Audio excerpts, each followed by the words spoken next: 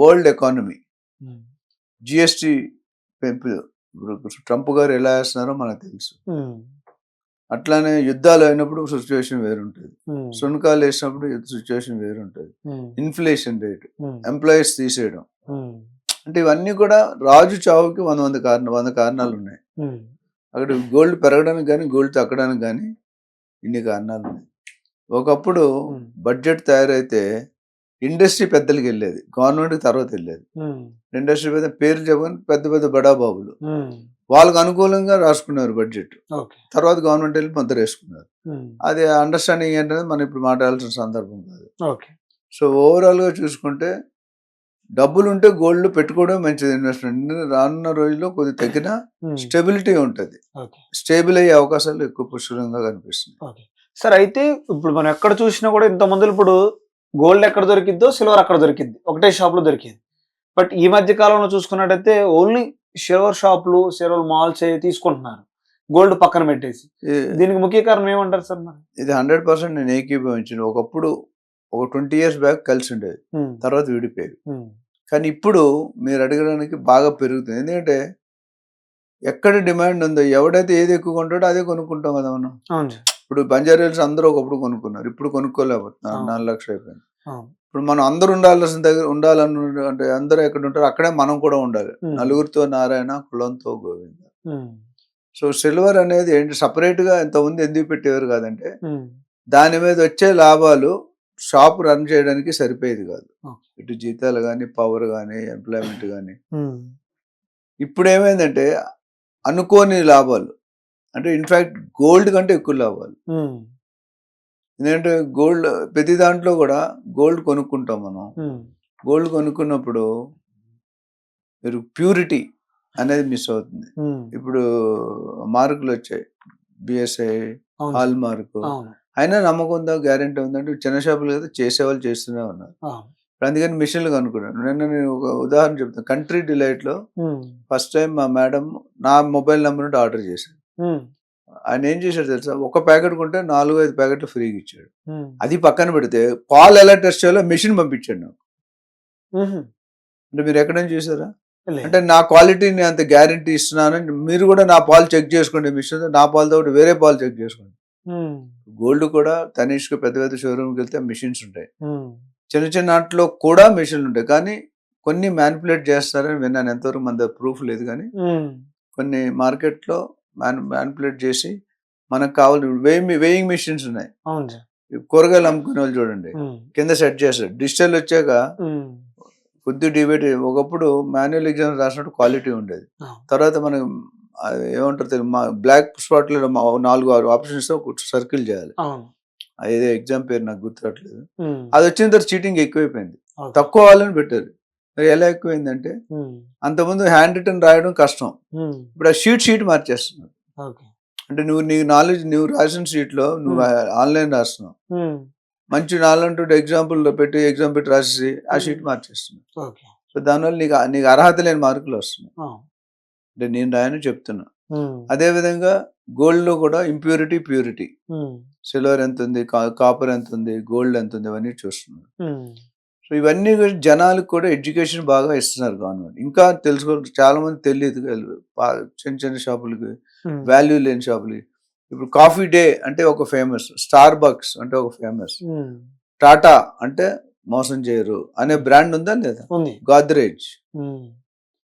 ఇప్పుడు గోల్డ్ ఏంటంటే చిన్న చేంజ్ చేస్తే పెద్ద తేడా వస్తుంది. ఒక కార్పెంటర్ మా చిన్నప్పుడు చెప్పారంట, ఒక దగ్గరికి వెళ్తే మనం పాత బంగారం ఇస్తే దాన్ని కడ్డీ చేస్తాడు, కడ్డీ చేసి మన ముందే ముక్కలు కొడతాడు. ఆయన టెక్నిక్ ఎట్లా అంటే, ముక్క కొడితే ఒక ముక్క ఆడికి మనకు తెలియకుండా 2 ముక్కలు వస్తాయి అక్కడ. అది ఒక ఆర్ట్. ఇంత పెద్ద కడ్డీ చేస్తాడు, 6 ఇంచులో 4 ఇంచులో చేసి మన ముందే కొడతాడు. 2 ముక్కలు అక్కడ కొడితే ఒక ముక్క ఎక్కడ కొడుతుంది మనకు తెలియదు. ఇప్పుడు రావడానికి కొంచెం తక్కువైనాయి, బట్ జరిగేవి జరుగుతున్నాయి. సో వెండి కోసం వచ్చేసరికి మీకు సపరేట్గా ఎందుకు పెడుతున్నారంటే, కొనేవాళ్ళు ఎక్కువయ్యారు, యూసేజ్ ఎక్కువయ్యారు, కాంపిటీషన్ ఎక్కువైంది, కొనే సత్తా పెరిగింది. సో ఇవన్నీ మనకు ప్రపంచంలో నీడ్ ఉన్న ఐటెంలు ఎక్కువ ఉంటాయి. ఇప్పుడు సమ్మర్ వచ్చింది అనుకోండి, చెరుకు రసాలు ఎక్కువ ఉంటాయి, లస్సీ షాపులు ఎక్కువ ఉంటాయి, సీజనల్ బిజినెస్. అట్లానే ఇప్పుడు సీజన్ లేదనుకోండి తీసేస్తారు. ఇప్పుడు ప్రస్తుతం నడుస్తున్న season silver season. So silver లో లాభం పెట్టాలని అంటే కొనుక్కోవాలని చాలా మంది తాతాలు ఆడుతున్నారు. కాకపోతే ఒక 1 year ముందు 70-80 వేలు ఉండేది కేజీ. ఈ రోజు 2 లక్షలు. ఎంత అద్దెకు లాస్ట్ ఇయర్ కొనుక్కున్న వాళ్ళు.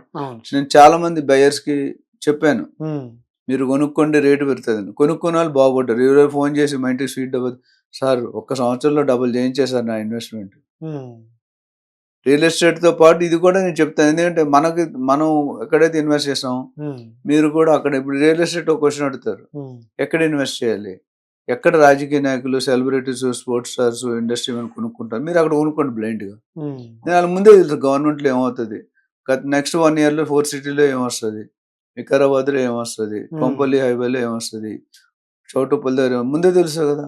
మన పబ్లిక్ అంత అవగాహన ఉండదు, అంత టైం ఉండదు.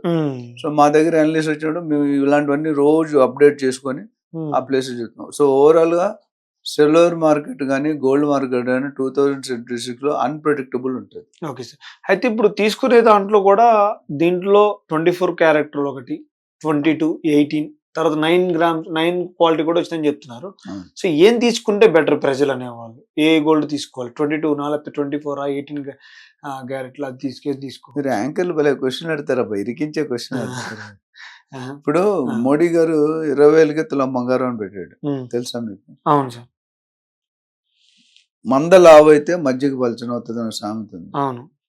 అంటే నీ దగ్గర 10 మందికి మజ్జిగ ఉంది, 25 మంది వచ్చారు, ఆ 10 మంది నీళ్ళు వేసి అద్దేస్తుంది. అవును. ఏమవుతుంది అక్కడ, క్వాలిటీ పడిపోతుంది. అవును. సో ఈ 24 క్యారెట్ అనేది స్టాండర్డ్ గా ఎన్నో తరతరాలు దశాబ్దాలుగా వచ్చేది. కానీ ఈ 2 లక్షలు, 1,50,000, 1,30,000 పెట్టి ఎంతమంది కొనుక్కోగలరు? మా పెళ్ళైన కొత్తలో మా లక్ష్మీరథం ఉంటుంది కదా, ఆ లక్ష్మీరథంకి కాయిన్ కొనుక్కుంటాం 1 gram, 500 రూపాయలు ఉంటుంది కాయిన్. ఇప్పుడు ఎంత అయింది, ఒక 1 gram కాయిన్ 13,000 అయింది. ఎక్కడ 500, ఎక్కడ 13,000? మరి అప్పుడు కొనుక్కోవాలి, ఇప్పుడు కొనుక్కోలేరు కదా. వాళ్ళ కోసమని 22 క్యారెట్, 18 క్యారెట్, 14 క్యారెట్, 9 క్యారెట్ ఇంకా అవసరం ఇంకా దిగుతుంది. అంటే నీకు ఒరిజినల్ పట్టు ఉందా, మెరుస్తుందా? మెరదు. కానీ డూప్లికేట్ పట్టు బాగా మెరుస్తుంది. తడి తక్కువ, తమాషా. Empty vessels make much noise.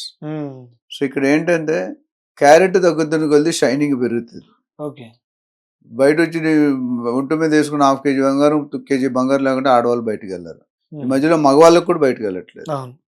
So ఆ బంగారు నీ మెడలో వచ్చి ఎన్ని క్యారెట్లని చూస్తాడా? సో నువ్వు 30,000 పెట్టుకున్నా, 40,000 పెట్టుకున్నా గోల్డే.